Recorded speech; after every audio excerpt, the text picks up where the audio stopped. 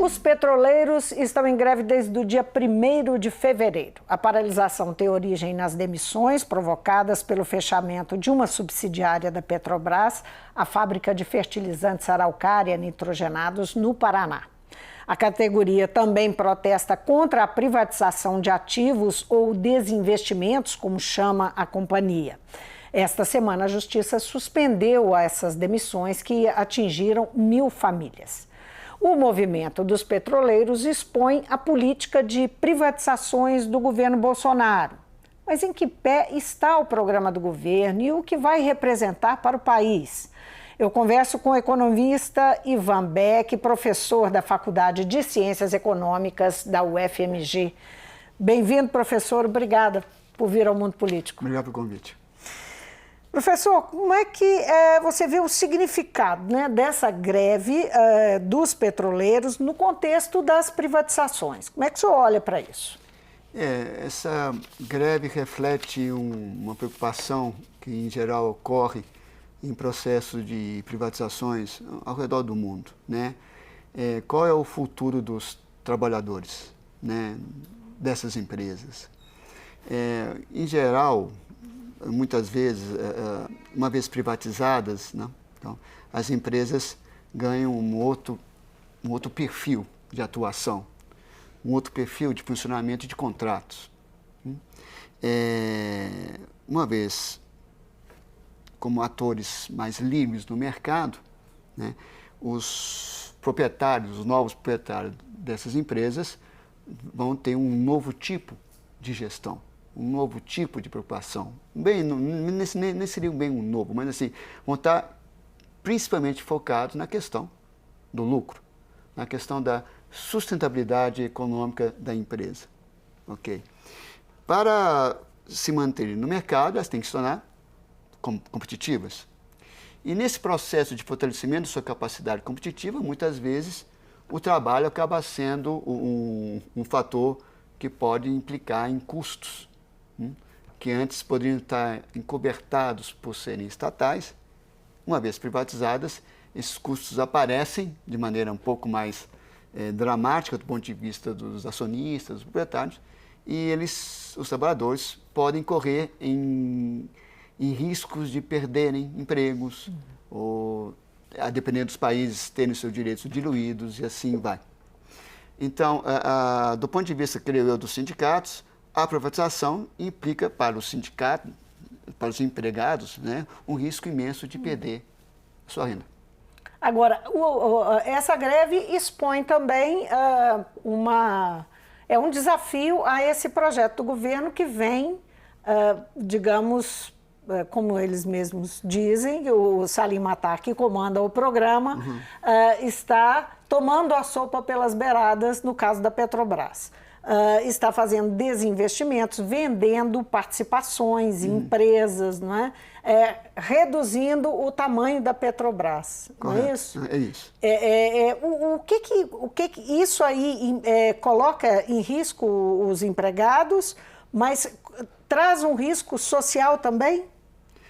Bom, o risco social é um pouquinho mais complicado de ser tratado. Para além do trabalho, da perda do trabalho? Do ponto de vista da empresa, vamos supor, se estiver vendendo ativos que não são lucrativos, para a Petrobras, faz um certo sentido. Ou se estiver vendendo ativos que não entram, vamos chamar assim, na nova estratégia da empresa, tudo bem. Pelo que eu sei, ela estaria focando mais em um certo tipo de atividade dentro da questão da energia. E aí significa que essas empresas que ela está vendendo não fazem parte dessa nova concepção de estratégia. O risco para esses empregados dessas empresas aumenta, ou seja, quem vai comprar e como que esses novos proprietários vão gerir esses negócios. Então, você poderia ter, em termos sociais, você poderia ter desemprego. Mas... O que já é um problema grave. O que já é um problema grave. Mas isso tudo depende de quem vai adquirir, como que vai ser trabalhada essa empresa, são questões... Eu pergunto isso voltando naquilo que você falou. As empresas as empresas privadas, elas têm um princípio básico, não é? Vai em busca do lucro. Correto. Ela não quer perder dinheiro. Não pode. Só faz investimento, isso é uma regra. É a regra. Não é? É a regra. Então, assim... O que pode tornar uma ação diferente da outra? Bom, eles podem... Bom, tudo depende também de como que essa transição de estatal para privatizada pode se dar. A depender das forças sindicais, da correlação de forças no setor ou dependendo do país, você pode ter acordos onde os empregados ficam preservados. Na própria ação da privatização, do processo da privatização? Isso pode acontecer também. Tá. Então, isso dilui um pouco a dor. A médio prazo, pelo menos. Né? Obviamente, com o tempo, as empresas vão forçar a aposentadoria, incentivar a aposentadoria, vai ter inovação tecnológica, e aí você vai ter outros processos que tendem ou podem expulsar a mão de obra. A Petrobras sempre foi um símbolo, né, no Brasil. Desde a era Vargas, a companhia se tornou um símbolo e um símbolo político, não é? Nacionalista e tal. Que implicações tem, levando em consideração esse aspecto, essa privatização? Isso, pensando numa condição mais macro, que é um patrimônio, um símbolo nacional, tem a ver com soberania, não é? Na sua opinião, que peso teria nesse sentido? Em termos simbólicos, é muito pesado. Né? Em termos macroeconômicos, políticos, estratégicos, isso tem que ser bem pensado. Né? Há uma tendência de várias nações de primeiro mundo, ou também em desenvolvimento, de manterem o Estado em certas empresas importantes, em termos de estratégia. O que eu quero dizer com estratégia? Toda aquela, na suposição que o governo tem uma visão de futuro para o país, né? O que se espera nesse futuro? Então, que players, que atores seriam relevantes para garantir esse futuro para o país? Então, é uma espécie de empresas voltadas para a energia, voltadas para a infraestrutura, que é muito problemática para o Brasil, são empresas relevantes, me parece, para os governos brasileiros. Para a questão da segurança também. Tem a questão da segurança e tudo mais. Então, a atuação do Estado, do governo, do Estado, nessas empresas, seja em ações, ou seja, empresas ditas públicas, né, puramente públicas, 100% estatal, elas deveriam cumprir com esse papel. Elas são relevantes porque garante o Estado em setores que são relevantes para a sociedade. É o caso, por exemplo, da Eletrobras? Eletrobras, Petrobras e outras empresas, vamos chamar assim, que podem ser interessantes. Agora, há casos ou há setores onde, de fato, o setor privado poderia ser mais efetivo, onde não depende de monopólio estatal ou quase monopólio, e você pode ter várias empresas atuando simultaneamente, como aconteceu com a questão da telefonia, onde o serviço ficou mais fácil para o cidadão comum, de um lado. Agora, por outro lado, obviamente, no caso brasileiro, o cidadão paga um serviço caro e reclama demais dessas mesmas empresas. Né? Então, reclama demais porque certamente deve ter motivo para reclamar demais. Né? Elas são as primeiras lá na lista de reclamações. No ranking, né? No ranking. Então, você tem prós e contras. Então, você não precisa adotar uma mesma política para qualquer tipo de empresa estatal. Você tem que analisar que peso, que papel ela teria no futuro do país. Essa é a minha visão. E que ganhos o país pode ter com a venda dela. Agora, como é que você vê a forma como este governo, que é um governo liberal, que tem, né, claramente a equipe econômica tem um viés fortemente liberal.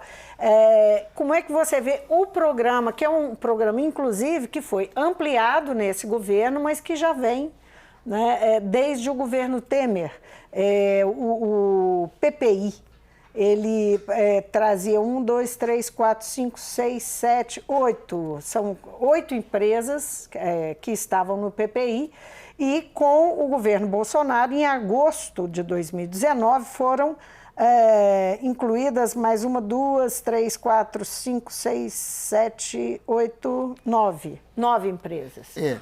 Algumas empresas elas vão ter que passar pelo Congresso. E aí entra o caso da Eletrobras, decisão da Justiça. Né? E aí entra uma questão delicada, não só a questão simbólica. Essas empresas têm um papel importante em algumas empresas na questão social. Em que sentido? Elas atendem população de baixa renda ou classe pobre, né? Ou vai a lugares onde o setor privado nunca iria ou nunca atenderia. No caso da energia. No caso da energia, por exemplo. Né? Que garantia, uma vez essas empresas privatizadas, nós teríamos delas cumprir tal papel? A oposição ao governo Bolsonaro faz um argumento, sempre lembra do que aconteceu com a telefonia. Que a telefonia você tem algumas áreas, algumas regiões, né, que são regiões que são pouco rentáveis para a telefonia, que tem umas áreas escuras assim, de comunicação. Não é? Houve a tentativa, no momento da privatização, de fazerem uma espécie de subsídio, ou seja, as áreas mais ricas pagariam para cobrir o atendimento dessas empresas em áreas mais distantes ou pobres. Você pode ter arranjos onde, principalmente falando do Brasil, né, essas camadas mais frágeis em termos socioeconômicos são atendidas, elas têm que ser atendidas. E a maneira que se tem por meio da privatização é que os grupos, as regiões mais ricas, paguem por elas. Mas isso está dentro do processo de privatização, como você lembrou também em relação ao trabalho, né? Ao mundo do trabalho. Senão... E o caso dos Correios? Como é que você considera o caso dos Correios? O Correios tem uma capilaridade muito importante. Às vezes ela é o único ponto de contato de uma localidade com o resto do país. Né? E isso não pode ser perdido, porque você pode atingir essas localidades de um lado e, por outro lado, essas localidades têm condições de comunicar de volta. E esses são serviços caros, ou de nenhum retorno, quase, para o Correio. Né? Porque você está em pontas onde as pessoas têm baixa renda, ou renda, né, limitada, e são serviços que às vezes é caro, mas você tem condições de prestar algum auxílio, algum ponto de contato. A questão da internet também, e assim vai na Amazônia e tudo mais. Isso passa pela mão do Estado. Muito. Senão, como que fica? Educação à distância... A iniciativa privada não vai se ocupar disso. Por gosto. Então, né? de que maneira o Estado teria? Vai ter que ter condicionalidades. Impor condicionalidades, caso seja privatizado o Correio e tudo mais. Né? Mas a pergunta no caso, assim, nós estamos levantando, eu estou levantando os casos e você está sempre colocando essa... pode ser feito, mas teria que ter esse processo. Tem alguma que, assim, não pode ser feito, na sua opinião? Não deve ser feito? Deve ser feita a privatização? Que não deva. Eu acho que a questão da Petrobras, devido à questão da energia no futuro, eu gostaria, na minha visão de cidadão, ficaria na mão do Estado. E os bancos? Os bancos... Ninguém está falando, eles não dizem que vão vender os bancos, mas Paulo Guedes fala que são só ativos, que caixa ao contrário do que Bolsonaro, que na verdade se posicionou assim, Paulo Guedes queria vender tudo. O Banco do Brasil, ele é um forte aliado do setor agrícola. Assim, empréstimos, subsídios, não sei, juros, tem uma política muito interessante. Eu não sei até que ponto um banco privado teria o mesmo padrão, por exemplo. Então, nós temos que entender como que esses dois grandes bancos atuam em relação a certos grupos socioeconômicos com o intuito de apoiar os negócios desses grupos. Estou falando de grupos econômicos, né? E até que ponto uma privatização poderia fragilizar esse tipo de relação. Essa é uma questão. O Banco do Brasil tem vários tipos de iniciativas que os bancos privados não se interessam. Como que ficaria? Que tem uma questão de investimento econômico e social. Como que ficaria isso? Né? Não ficaria. Entendi. É porque banco, né? banco, Sobretudo lucro, então, com banco. Pode esquecer que não ficaria. Mas a Caixa, por exemplo, ela tem sob a responsabilidade dela a gerência do FGTS, não é? Que é um ativo importantíssimo, inclusive para as contas públicas, para fazer até a economia girar, não é? E tem também o financiamento da habitação, né? Como é que você vê esses dois aspectos aí, caso fique sem o gerenciamento público? Fica ruim, porque aí entra a questão da estratégia. Como que o governo vai ter influência em dois fundos, vamos chamar assim, dois recursos que são relevantes para a vida, para o planejamento do governo? A questão da habitação, ela gera ou não gera emprego, né? Ela tem que crescer para poder gerar emprego. É um fator fundamental de crescimento para a geração de emprego, por exemplo. É estratégico. E a questão do FGTS também, e que vem de impostos cobrados pelo próprio governo. Como que impostos cobrados pelo próprio governo vão cair em bolso privado? Não dá, não pode. Eu cobrei, fica comigo. Eu gerencio da melhor maneira possível. Então, por exemplo, a utilização do FGTS nos últimos anos deu um alívio à economia, mas foi uma decisão de governo, que me pareceu acertada, por sinal. Né? Estão precisando de dinheiro, por que não? É dinheiro deles, que seja, que eles utilizem da melhor maneira possível.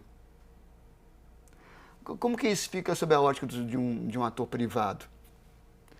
E em que extensão o ator privado teria direito em cima de um recurso que é público? Então, são algumas questões... no mínimo, muito complexo para se tomar assim, uma decisão de fazer... Vamos privatizar tudo. É bem delicado. Você cria contradições interessantes, ou paradoxos interessantes.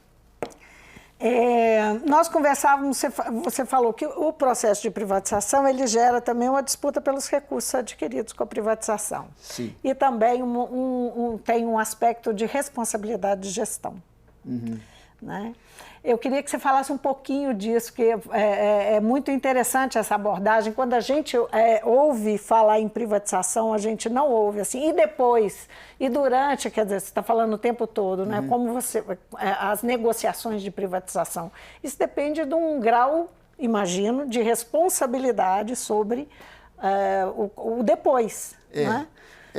Senhora, você tem literatura e pesquisa, ou mesmo casos, que indicam que o governo, uma vez privatizando várias empresas que afetam o cotidiano do cidadão de várias maneiras, tem que ter uma capacidade de regulação muito forte. Né? Senão, não garante qualidade, não garante preço, não garante atendimento que o cidadão espera ter nesses serviços privatizados. Essa é uma questão. Então, o pós-privatização qual a nossa capacidade de regulação? Ela garante os direitos do cidadão? Essa é uma questão. 2, em relação a empresas privatizadas, né? Que postura elas teriam ou teriam que ter em relação aos seus novos clientes ou aos seus novos consumidores, dependendo do serviço que é prestado? Né? Até que ponto essa busca pelo lucro não vai, ou essa busca por eficiência ou por competitividade, não vai afetar a qualidade, o atendimento desses serviços. Né? Um terceiro ponto, até que ponto a busca por eficiência não afeta a qualidade de vida das comunidades na qual as empresas estão inseridas? É o caso da Samarco, o caso da Vale, que era estatal, virou privatizada e deu no que deu. Samarco é Vale. Vale, tudo. Deu no que deu. E a sua sócia australiana. Então, as empresas privatizadas, elas vão ser, obviamente, elas estão no mercado, têm que sobreviver no mercado, e elas são orientadas por outros tipos de dimensões, de interesses, mas se não tem um papel de um Estado um pouco mais bem mais regulador, diria, você pode ter repercussões, efeitos ruins para a sociedade. É um risco. Então, só aí uma provocação. Quer dizer que privatização não é necessariamente um sinônimo automático de Estado menor, né? Você está falando em Estado mais regulador. Estado maior ou menor tem a ver com o dinheiro público que é investido na economia. Não necessariamente pela quantidade de empresas, mas sim pelo dinheiro, pelo recurso financeiro que é investido na economia. Então, vamos supor que eu possa ter, se eu gasto muito com terceirizações, é dinheiro público. Né? É o Estado que está por trás de vários atores privados atuando na sua frente. É isso que está o problema. Porque se o Estado acaba tendo que atuar muitas vezes, né, ele vai atuar via terceirização, via uma fundação privada, via PPPIs, tudo bem, a capacidade de controle sobre esses outros atores tem que ser muito forte. E a capacidade de punição, quando necessária, idem. Que são as agências, o poder das agências. Uma questão que me passou aqui pela cabeça enquanto você falava daquilo que precisa ser regulado e tal, tem a questão da tecnologia, né? A gente sabe que a Petrobras desenvolveu alta tecnologia para procurar petróleo, né? Em áreas que não tinha tecnologia para importar. Essa conta, né? Essa conta de venda de ativos, e eu estou dando só fazendo só dando um exemplo, mas em relação às empresas como um todo, é uma preocupação que é necessária também na formulação dessa privatização? Você entra na questão da valorização da empresa. Como você vai mensurar o valor de uma empresa? A questão do desenvolvimento tecnológico é fundamental para empresas como Petrobras. Né? O gasto, o dinheiro investido nisso, às vezes, é muito alto para ter um retorno. Nós sabemos que foi, nesse caso específico, muito alto. Né? Então, assim, isso entra no valor da empresa. Né? Vender isso a preço de banana é um equívoco brutal. Não estou querendo dizer que eles iriam fazer ou vão fazer isso. Sim, né? Mas que isso entra no valor final da empresa, entra, e é caro. Só para a gente terminar, que nosso tempo está acabando, você falou em disputa dos recursos. Feitas privatizações, se foram feitas, como forem feitas, tem recursos, você mencionou, que seriam disputados pelos diversos agentes, pelo Estado, né? A questão da privatização, ela visa resolver questões mais de curto prazo, né? Resolução de déficit, de dívidas, às vezes fortalecer capacidade de investimento e tudo mais. Né? Pois é, só um parênteses, para pagar a dívida é um bom negócio? Seria um bom negócio se, de fato, o modus de operação de gestão fiscal, de fato, mudasse. Né? E para mudar, infelizmente o Brasil não é um bom, em geral não é um bom. Tem alguns casos, municípios, alguns estados que estão fazendo a lição de casa, mas é muito difícil. Privatizamos um pouco em FHC, depois aí vai, mas cai numa mesma situação de antes. E de novo a privatização aparece como uma solução, mas é uma solução de curto prazo. Se aí entra outros braços ou outros processos, a reforma administrativa, a reforma tributária, para fortalecer o caixa, a capacidade de investimento da própria máquina pública. O problema é, no caso da reforma administrativa, se você não lida também com gastos que são relacionados ao Poder Judiciário, ao Poder Legislativo e parte do Executivo, onde você tem gastos um pouco excessivos em comparação à massa do Executivo, por exemplo, fica meio paranoico. Você está falando, então, quer dizer, tem que se repensar a gestão para que funcione, para que tenha resultado a privatização. Correto, senão não adianta nada, porque os benefícios, as benesses permanecem e vão permanecer, pelo que eu estou vendo. Nosso tempo está estourado, mas como eu fiz a pergunta, eu vou voltar nela disputa de recursos após privatização. Rapidamente, só para a gente encerrar. Bom, essa disputa por recursos vai se dar, principalmente agora, na questão das reformas. Até que ponto elas vão alcançar alguns grupos e não outros grupos. Né? Aí, ou seja, até que ponto alguns setores no judiciário, no legislativo, por exemplo, ou dentro do executivo, não vão querer ceder, porque é um status, são receitas importantes que eles têm para a manutenção do status que eles têm. É isso que você se referia, que está no bojo da nossa conversa.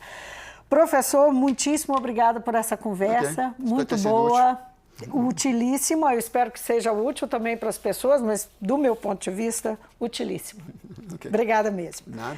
Eu conversei com o economista Ivan Beck, professor da Faculdade de Ciências Econômicas da UFMG. Nós falamos aqui sobre privatizações, a proposta do governo de privatizar uma série de empresas, mesmo as que não estão sendo privatizadas como um todo, tem ativos que estão sendo privatizados, como é o caso da Petrobras. A Eletrobras está subjudiciar a privatização, os Correios, enfim, tem um grande imbróglio para ser resolvido, ser enfrentado.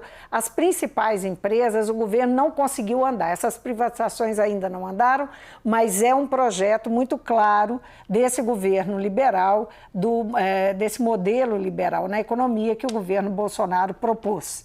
Então, essa foi a nossa conversa de hoje. As implicações das privatizações e o que é possível ou não, no momento justo, no momento em que os petroleiros estão em greve já há mais de 20 dias e tem como pano de fundo justamente a questão, o protesto contra as privatizações. O Mundo Político fica por aqui. Se você quiser rever a entrevista, é só acessar nosso site ou o YouTube. E para falar conosco, e-mail ou Twitter. Obrigada pela companhia. Até a próxima.